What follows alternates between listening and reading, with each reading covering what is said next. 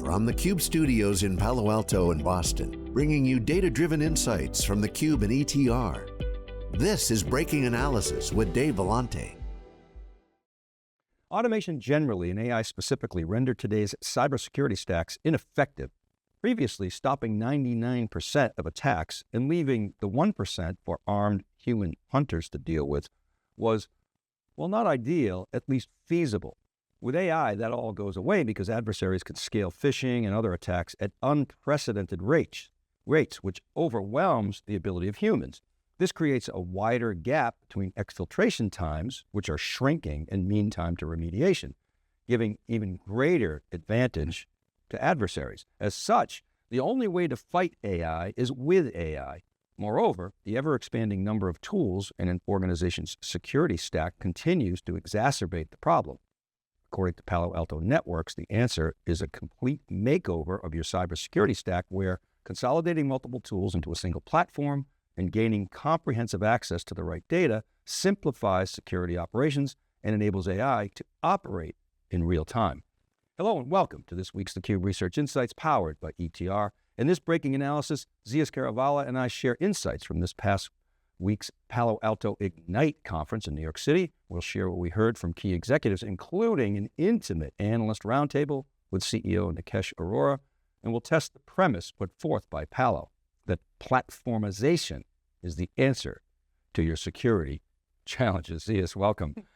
Great to see you. I feel like we were just in New York. Yeah, in fact, it's a funny lead-in. That's platformization, the answer to security challenges. And in fact, the premise of when they started the event that security is solvable is an interesting premise for a company that's a cyber vendor, almost an admission that security doesn't work today, right? And yeah, they basically came right out and said that. And it sort of reminds me of George Kurtz's we stopped the breach kind of thing. So Alex, bring up the first slide because I want to set the tone here. What's happening is the market is changing in real time. This is data from ETR. And what it shows is at various points in time, what senior executives, IT decision makers expect their annual spending on IT to be for the year. And so you can see we came out of COVID, it was like 7+%, right? And then as interest rates tightened, or interest rates rose and the Fed tightened, it dropped like a rock and it bottomed at just under 3%. And we ended 2024, coming out of 2023 rather, at 3.4%. And you can see 2024, the expectations went up and down and up and down. And we actually, in 2024, exited at 3.9%. In January, the ETR forecast showed 5.3% was the expectation. And I just took a look at the April sentiment data, and now it's down below 3 or below 4%, somewhere in the 3.4% range. We'll see when it comes in. It's still preliminary data. But the question I have for you is, first of all, are you seeing that in the marketplace? It's because of Trump tariffs and the market, uncertainty and all that stuff. So probably the case. But will cyber feel the same effects? Well, I'm certainly seeing the uncertainty of the government and different policies and with tariffs has put a pause on a lot of IT spending. I think there's just a lot of questions about where you can buy. In fact, even at the MWC roundtable, we had with Cisco, Chuck Robbins even talked about, they've tried to mitigate their supply chain, right, by diversifying it. But now who knows that the diversification efforts might need diversification as well, right? And so there is a lot because of tariffs. Because of tariffs, yeah. And I mean, that's, so you got to charge more, then your customers have to charge more to make up for it, which creates this inflationary effect, which nobody wants. I'm not so sure cyber is completely immune to it. It's one of the areas that historically has been immune because it's so critical to companies, right? And so you think about the direction we're going with tech, it's more cloud, more mobile, more AI. All of that leads to more data that needs to be protected. Companies are putting more data in more places, right? There's been a pullback from the cloud to have more data local. So that creates more risk by having, your data scattered everywhere. And to me, I think that that does keep cyber somewhat immune to it, although not completely. Yeah, I kind of agree. It has been insulated, but let's take a look at what the market is showing, because it sometimes is an indicator. Alex, bring up the next slide. So what we did here is we we took a 6-month view of cyber stock performance. And the reason we took 6 months is because we wanted to include the Trump rally and the tariff tension, which you can see here. So we're showing CrowdStrike in the yellow, and then you can see Zscaler, the bug ETF, which is the one we always like to compare. That's the cyber basket. And you can see Palo Alto in the blue, and then the NASDAQ. Now, so cyber outperformed the NASDAQ, both in the Trump rally and currently in the tariff tension. But Palo is underperforming its top peers over the past 6 months. The competition from Wiz, there's concerns about the NRR and ARR growth, and the degree to which platformization is going to take hold. But you can see that the bug ETF and these leaders have outperformed the NASDAQ over that period. Now, platformization and the whole SIAM execution, that if to the extent that Zeus that it's working, is going to drive profitability. It's going to drive better operating leverage. But the question is, what's the sales cycle look like, and what's the adoption cycle look like? Estimates are, and we sort of look at this as a positive. Palo Alto's growing. They're going to exit their fiscal 2025, which ends in July, at about a $10 billion run rate, and they're committing to strong free cash flow margin of 37%, which is notable. Yes, yeah. So they're obviously doing well despite some of the competitive factors. What's your take on all this? Well, also you have to remember Palo Alto's business is a lot more diversified.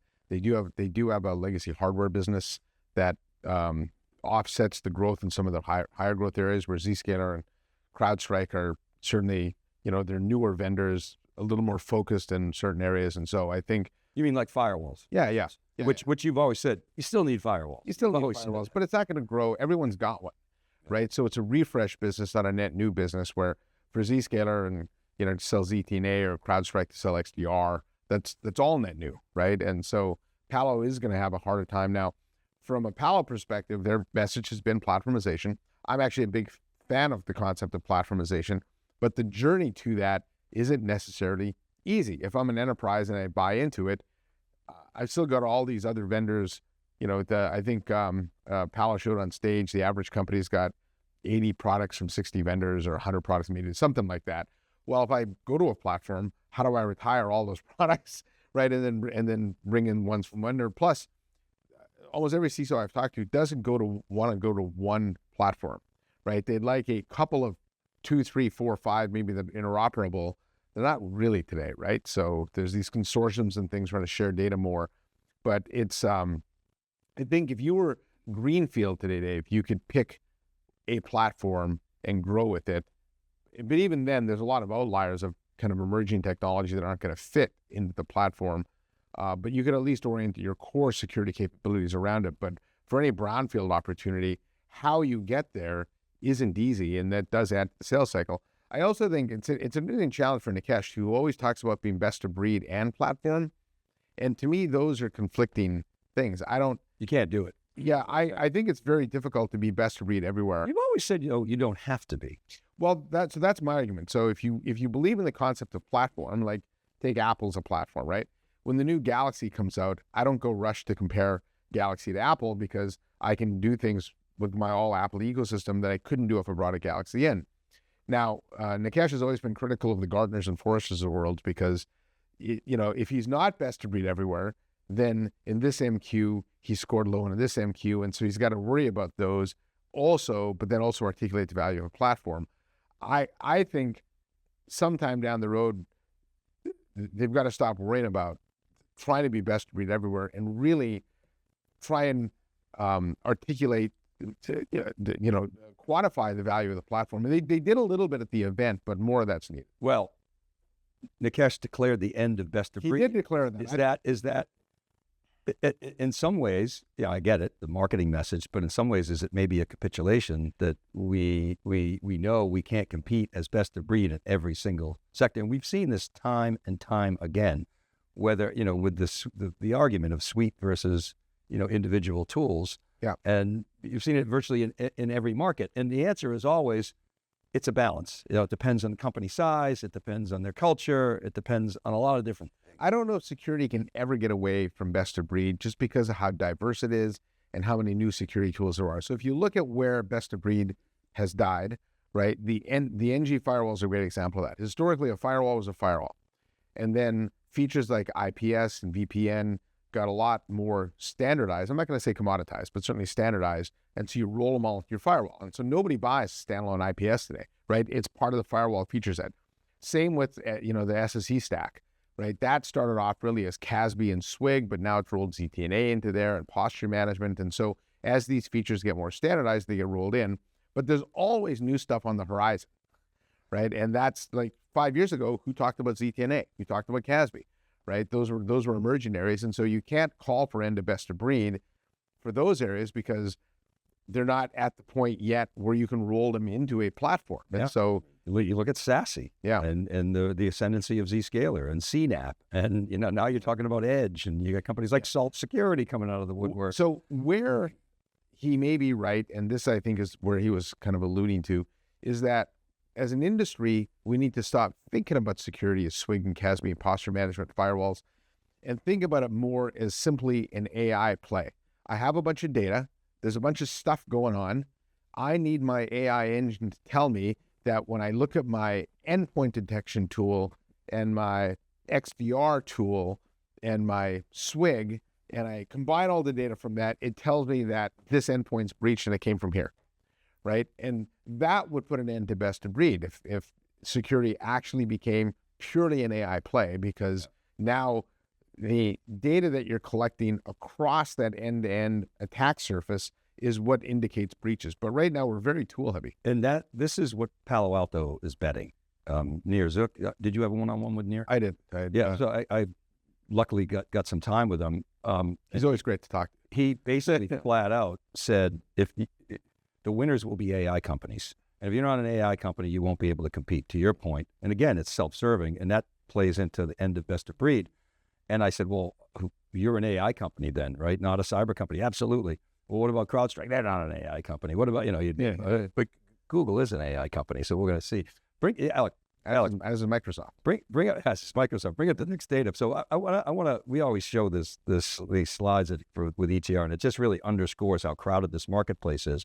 So this is the most crowded ETR slide I've ever seen. And by the way, I filtered. It had to be ends of greater than 100. So the total end of the server. This is preliminary, by the way. And so don't go to the bank on this, but it's directionally correct. So 1,600 filtered end.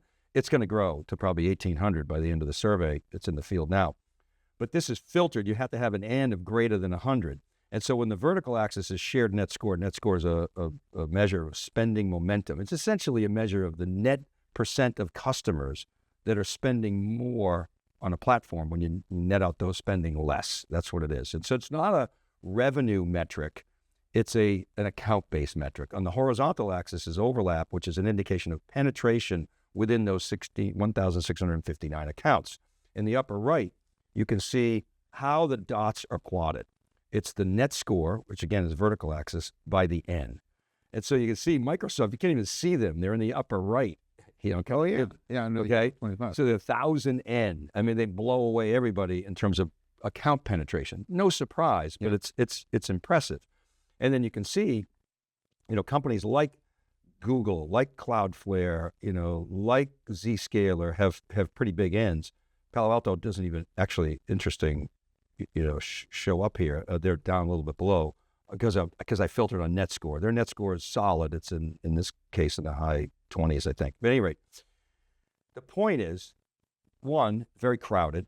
Okay. Two, Microsoft is ubiquitous. Three, you can see Cisco's got a big footprint. Yeah.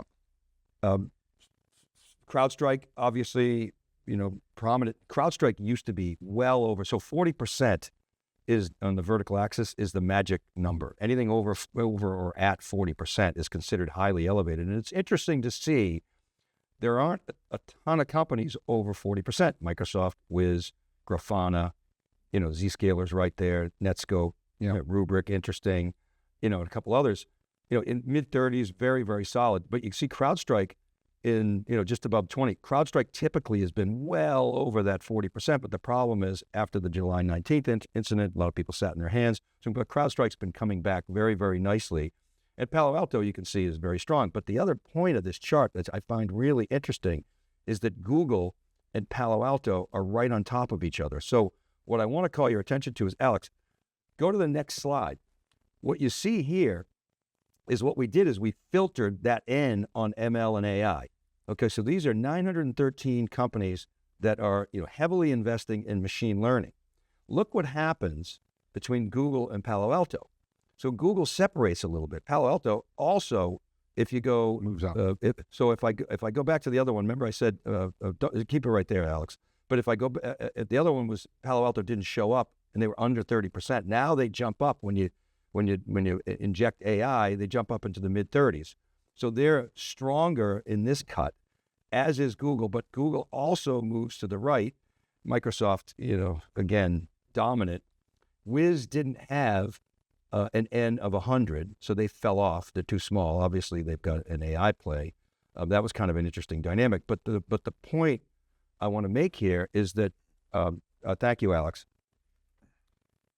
Palo Alto is basically we know Wiz was hurting, Prisma Cloud. Yeah. We know that. Palo Alto had to have layoffs, and they had to rewrite their stack, and they had to rewrite the rewrite of the stack. And so they, Wiz was doing some damage. They're making the case that under Google, Wiz is, first of all, they're saying that the acquisition is probably going to take a long time, and they're probably right about that. I would think so. But Google, why is Google even on this chart? It's because of Mandiant, which again was an interesting kind of cultural fit. But anyway, Google's in the game now with Wiz, and Palo's argument is they're overpaid, probably true, but it's going to take a long time to close. That'll cause distractions, and then magically Google will screw it up, which is what companies always say when their competitors get acquired. Yeah. But you come back to what Nir was saying about AI companies are going to win. Google's an AI company. It sets up a really interesting dynamic. What's your take on all this? Yeah. You packed a lot in there. It was a furrier question. Yeah. So the Google so first of all, from an overpayment perspective, I've always felt that if an acquisition is a good acquisition, you can't ever overpay. Like you think back to the days when Cisco bought Catalyst. If they had paid 10x what they paid, we'd still think it was a great acquisition. Yeah. And so, I'm not too concerned, but the question is AI the thing that's going to make Google really relevant in security? And they have been kind of through Mandiant, but let's face it, when you talk about Google Enterprise, they've never really done anything great. They're always the other guy. They're the number 3 in cloud. They're, in the document space, they're kind of the other guy to Office.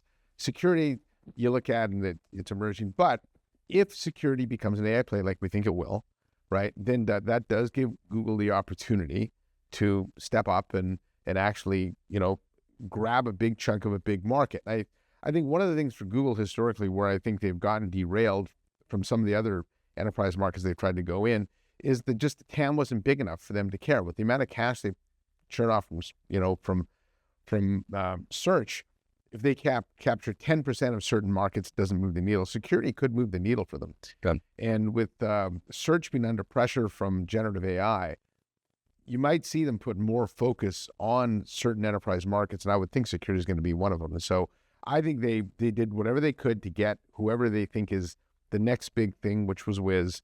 And I think this is an area that I've historically been down on Google, but I think they will start to put some focus on. And so if AI becomes the play, then that leans more to your bigger vendors, Cisco, Microsoft, Google, right? Palo is kind of the biggest of the other guys, like of the security pure plays, right? Yeah, they are kind of the biggest by far. Plays. Yeah.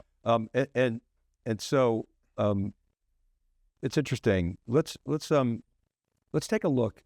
By the way, I mean, you're right. I think it's not an unreasonable play for Google. Yeah. If you're losing to AWS in core infrastructure and you're losing to Microsoft in apps, what do? You're going after security, and Google has great tech, and they got great security. So, that's the number one issue for CIOs, for CISOs, for CEOs in the board. So why not go after that play and try to carve something up? Alex, go to the next slide, because what I want to do now is sort of isolate on some of the key competitors.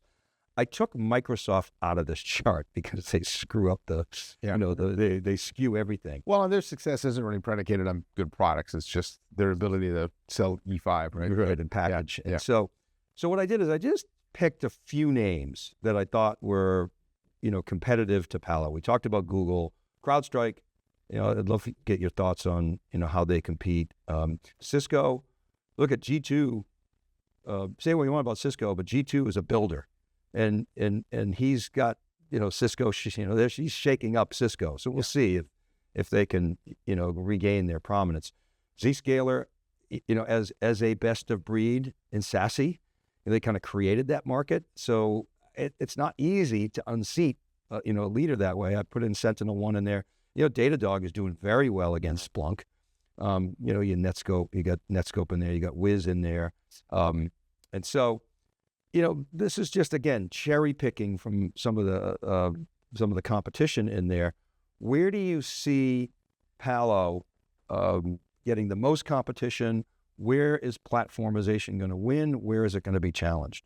Yeah, and by the way, you're right about Cisco. They are all in on security. If you talk to G2 at all he talks about security. So this is going to be their big initiative for 2025 and going into fiscal 2026 for them. For Palo, it's interesting because they've gotten so diverse. CrowdStrike is a big competitor, so is Zscaler, and Wiz. And so for them, they've got their SOC tools, they've got their NG firewall, and then they got the Cortex play, right? And so they've got multiple platforms, which is interesting. And the question is, can they actually create a Palo story that allows their, SOC tools to talk to their, the Cortex, the cloud tools, right? And so they've talked about them historically as separate platforms, but I guess for them the magic would be, can they get out of this competition of them versus Zscaler, them versus CrowdStrike, them versus Splunk or whatever, and really bring a Palo advantage? And they've left the products alone, like in isolation of cloud versus network versus SOC tools, but they've not really done a great job, I think, of integrating those messages. So you saw the post, the article I posted on LinkedIn. This is a quick sort of summary. I took quite good notes at Ignite, and especially during the Nikesh roundtable, which, by the way, that was probably the best CEO roundtable of the last couple of years. I mean, that was like Jassy good, or Nikesh is unbelievable. Or Michael Dell when he's being forthcoming in a private situation. Well, and you could tell he was off the cuff. He didn't have a lot of prepared remarks, and he just answered our questions as honestly as he could. So yeah. I didn't think there was a lot of fluff in there either. No, he was on the analyst. But at any rate, Alex, bring up the next slide because I want to go into some of the topics that we heard here. So security is a do-over. That's my term, by the way. It's something I talked to Pat Gelsinger about years ago. Yeah, I think is security solvable? Here's the question, right? Is like, can we actually get to a model where security actually is no longer reactionary and can block things before? In fact, Nikesh talked a lot about that. The security's always been about, we stop known things. Well, there's always unknown things, right? That are what causes breaches. And so can we stop the unknowns, which is not what cyber has done, but I think it's what the promise of AI is going to bring, right? Yeah. Alex, bring that same slide back. So this was Nikesh's, the first point. Security is a do-over. Again, my words, not his, but AI is a real-time game changer. So that, I actually think that's viable.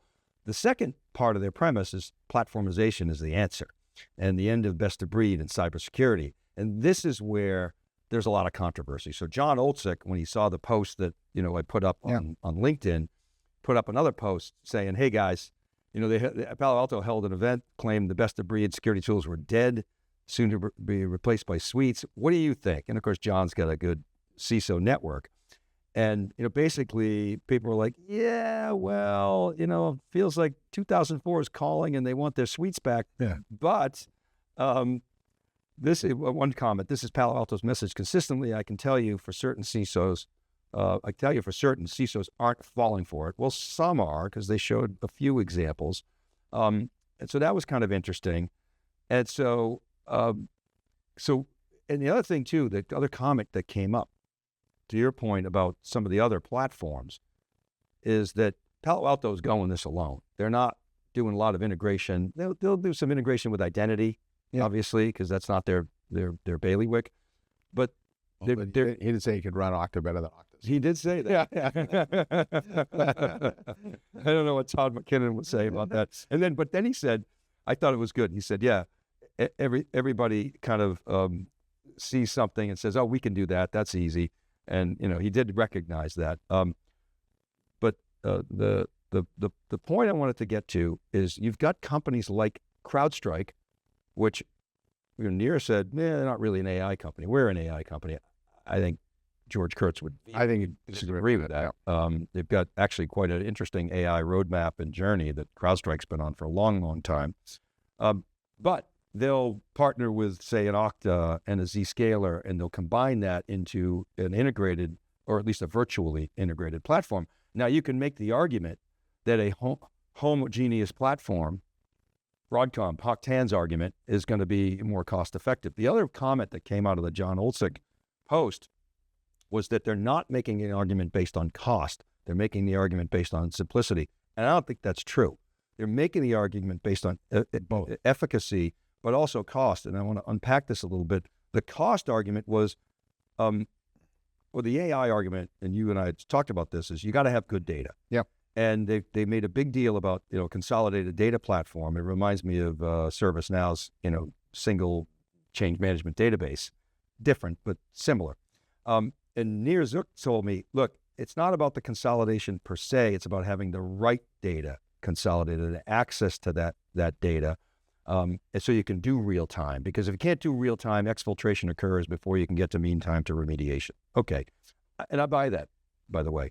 But the cost argument was that ingest is 50% of the cost. Once you've ingested the data with us, why do it again with best of breed? Why pay that double cost? Now, the answer may be, well, if the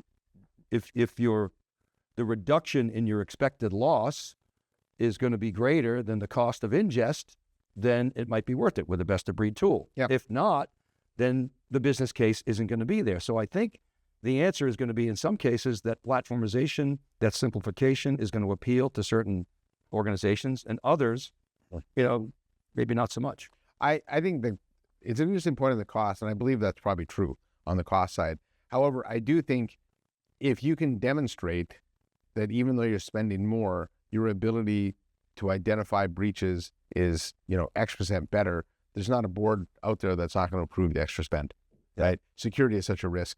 And look, in all actuality, as CISO said this to me, and it's what I led with. Security doesn't work. It hasn't worked, and it's never going to work unless we do something different. In fact, and you talked about this, you need AI to beat AI. All the threat actors today are using AI. And so if we're going to actually change the way security works, I don't see how you can do that without having a platform. Now, the platform could be made up of best of breed vendors, but when's that ever worked, like at scale? Because every vendor has their own roadmap. They've got data in their own format, right? It's truly got to be a bilateral partnership in order for that to work. And then if you try and do the 3, 4, 5 vendors, that gets difficult. And so this is where Palo's advantage is. They've got product everywhere. You can't consolidate down to one vendor, but in theory, if AI becomes the engine that drives threat protection, then they should have a significant advantage over almost everybody else. It's interesting. I'm trying to think because of the data. Yes, I'm trying to think in real time of an example where the sort of virtual integration has worked. AWS came to my mind, but it's almost the exception that proves the rule, right? Because it's kind of messy. It's not necessarily the most cost effective, but it is the most capable in terms of optionality, right? And if you've got developers and DevOps and infrastructure as code and, but for AWS, all those vendors run on the AWS cloud. And so they're incented to make it work because they're spinning the meter on the back end. Absolutely. Yeah. But I'm talking about from a practitioner standpoint, does it work? Does it work to have a little bit of Snowflake, a little bit of Databricks, a little bit of Redshift? It's kind of messy. Whereas Oracle will come in and say, hey, do it all into Oracle. Alex, go to the next slide, because this... And you tell me which performs better, the overly expensive Oracle stack or the AWS model where they've cobbled together different vendors.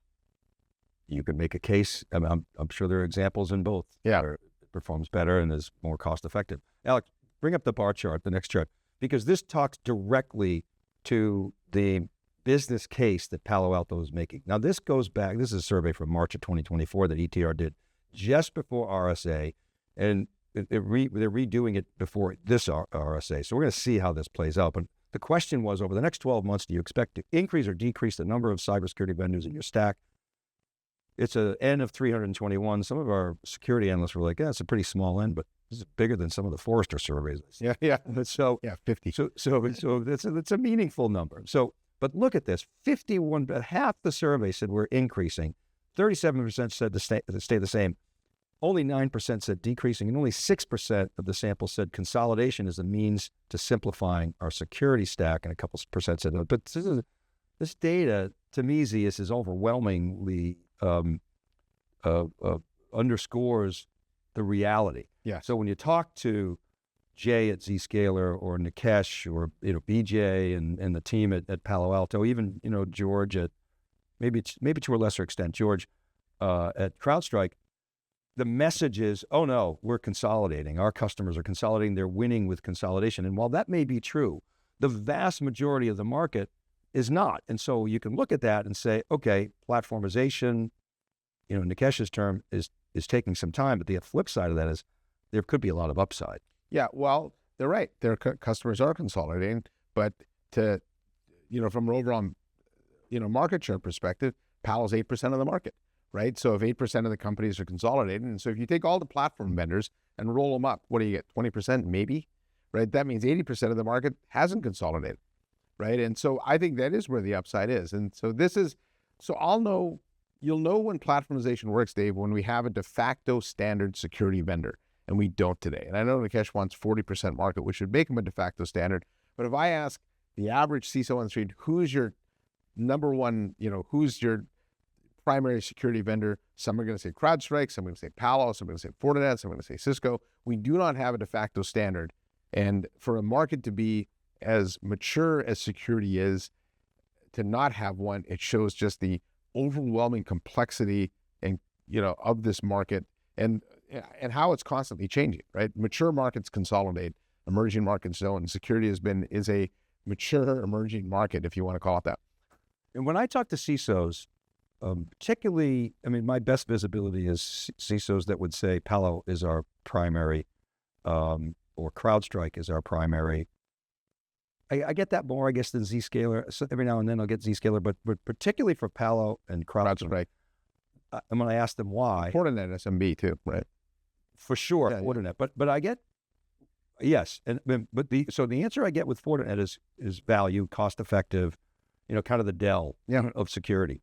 The answer I get from Palo CISOs is thought leadership, strong opinions. They help set my direction. I really value that. And then CrowdStrike, I get best product. So those are kind of some of the things that you get. Alex, bring up the next slide. And so we want to come back to this one. We talked about competition, Wiz, we'll see.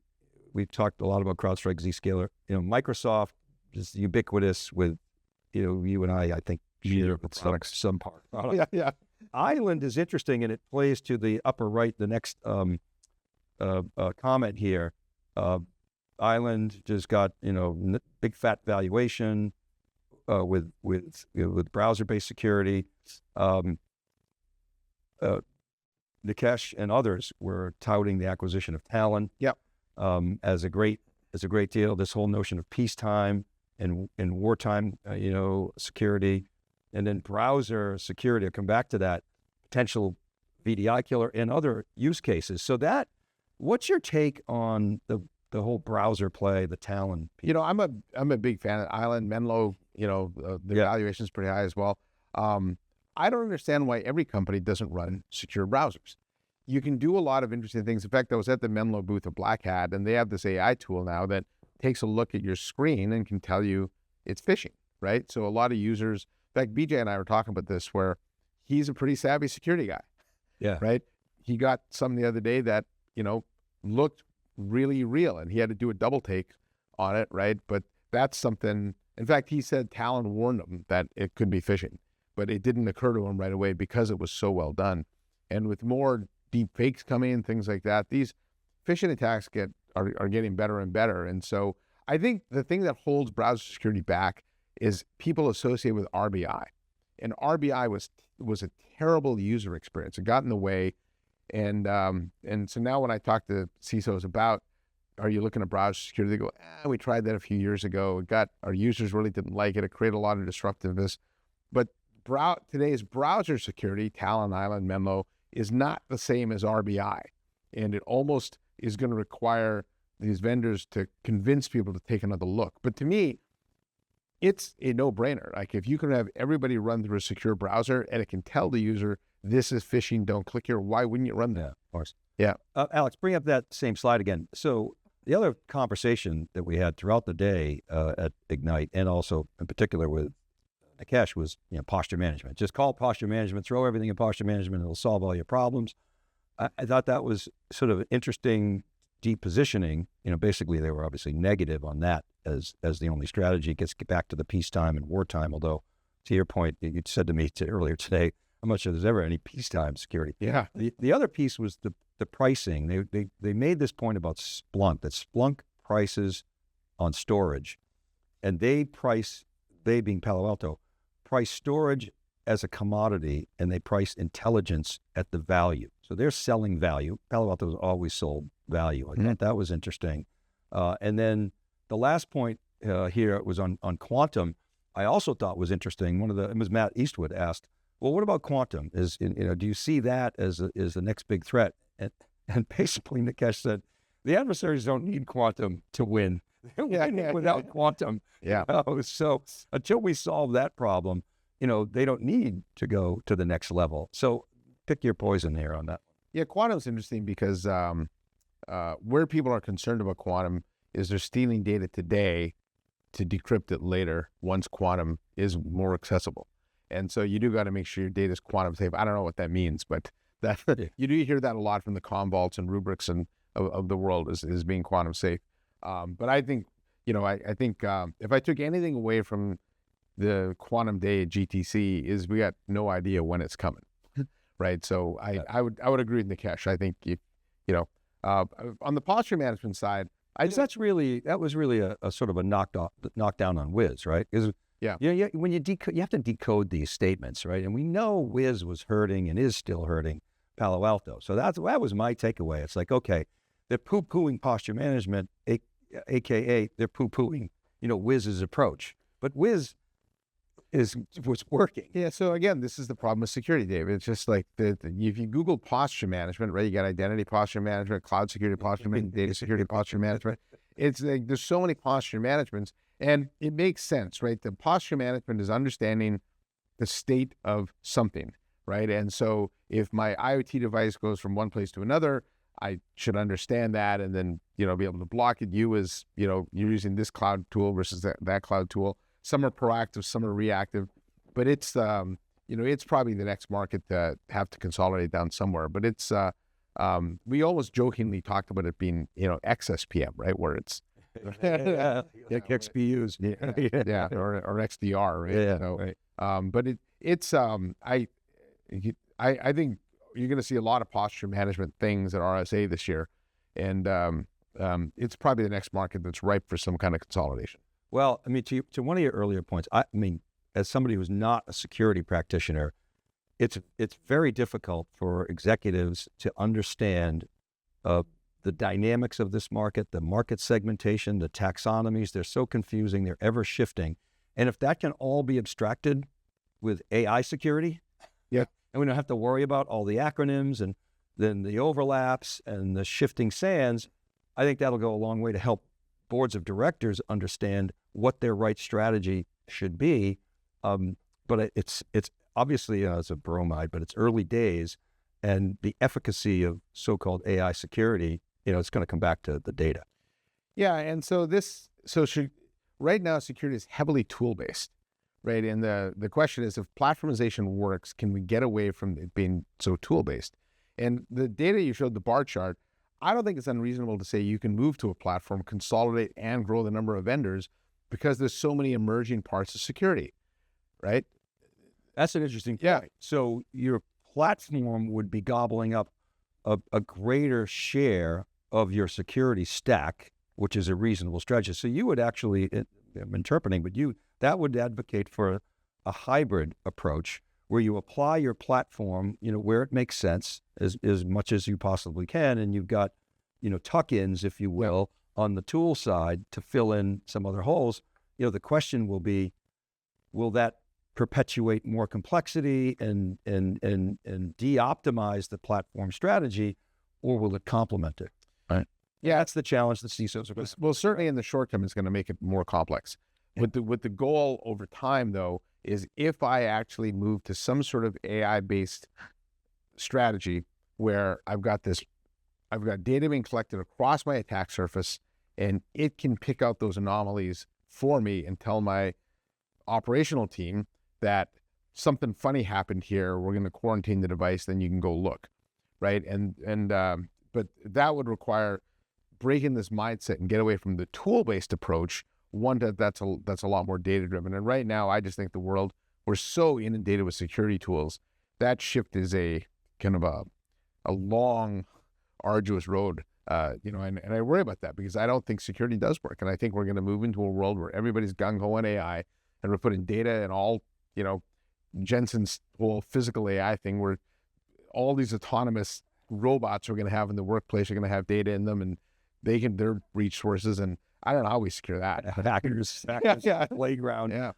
Last question, and look, past is not prologue, but you got to give Nikesh Arora a lot of chops. He came in, Palo Alto had 1% market share. They're claiming to have 8% market share today, which I think is reasonable. Just back a napkin, if the market's 100 billion, they're 8 billion. That's, there you go. There's your 8%. Yeah. They'll exit at 10 billion, in a market that is, going to grow at 15%. They're probably growing at or maybe slightly above the market rate. I'd say they're slightly above. So they're a share. I would say they're a share gainer. They're not a share donor. But his aspiration for 40% of market share, that would be an indicator that platformization is working. Yeah, well, what's your bet? That makes them the de facto standard. 40s, I think some of that was just a little tongue-in-cheek. If they could get to 15, right? Would that be an indicator that platformization is working? I would think that it's an indicator that their model of platformization is working. Yeah. Yeah, doubling the market share within, let's say, the next 3 to 5 years? I would think that's a reasonable time frame. Yeah, I agree with you. If they can get there to double their share in the next 3 to 5 years, I would say they're well on their way to declaring, victory, that their strategy is working. I think he's the best security CEO out there. He's like Jay Shree in networking. He's a good combination of product and business, and I think he's done a tremendous job. And you don't know George as well. George is as awesome. Just he's not as tongue in cheek. Yeah, Nikesh is hilarious. He really is a great person. He reminds me. He's got a little bit of McNeely in him. Yeah, he's not as brash, but he's certainly clever and engaging and really humorous, and obviously a super clear thinker. I think the winner though, Dave, the first to become the de facto standard is the security vendor CEO that's got the guts to really almost blow up the model and embrace this concept of AI, and forget best of breed everywhere. Data's our game. AI is our mechanism for identifying threats, and we're going to use that as a way to completely change the way people think about security. And I think it's long overdue, right? One of the things I've been saying with the security is it is a business inhibitor.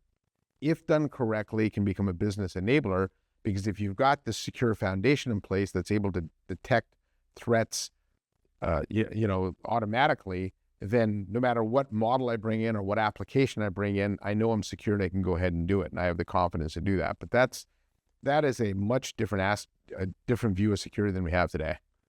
Francis at our roundtable with Nikesh asked the throwaway question, what keeps you awake at night? And Nikesh said, I sleep very well. Yeah. Which I thought was a great answer. Of course, he's heard it before, so he was ready. Having said that. That was a funny answer. That was great. Having said that, I agree with you. I think their strategy is bold. I think it's the right strategy for Palo Alto, given the situation that they're in. And I think the one thing that would keep, it's always, strategy is great, but execution, Frank Slootman, execution beats strategy every time. That is the one thing that I think will keep Nikesh Arora busy. Maybe not sleeping with one eye open, but getting up early. Yeah. And so, like I said, the part of their, why you don't see them growing as fast as others and things is just the complexity of their business. They do have a legacy firewall business. They still sell a lot of software-based firewalls. And so if you're going to go down to this AI model and then you eventually got to blow everything up to move to this new model, that's going to create some disruption. And so, is he willing to do that? Well, and it comes down to also to, are they predominantly a product company or a sales company? And I think their culture is very engineering driven. Oh yeah, they're a product company. There's no question, right? They spend a lot of money on R&D. When you look at their income statement, they're not, as they grow, they're not they're not getting operating leverage out of their R&D. They're getting it out there and go to the market. So they keep spending as a percentage of revenue that R&D, which is a very, very positive sign in my book. Thanks so much. Amazing analysis. That was a great discussion. You're an extraordinary and very, there's a lot of folks like myself, kind of inch deep, mile wide. You're like a mile deep and a mile wide in a lot of areas. So really appreciate it. Oh, I appreciate having me on. But thank you. All right. And thanks to Alex Myerson, who's on production and manages our podcast. Also, Ken Schiffman, Kristen Martin, and Cheryl Knight help get the word out on social media and in our newsletters. And Rob Hof is our editor-in-chief at SiliconANGLE. Remember, all these episodes are available as podcasts. Wherever you listen, all you got to do is search Breaking Analysis or even Breaking Analysis Podcast. Breaking Analysis now has been out for a long time. So Breaking Analysis, that phrase will do it. I publish each week on SiliconANGLE.com and TheCUBEresearch.com. Email me anytime, david.vellante@SiliconANGLE.com, or DM me at dvellante if you're going to pitch. Pitch me.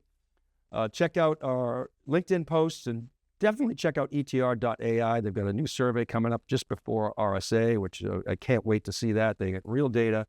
Opinions without data are just that, opinions.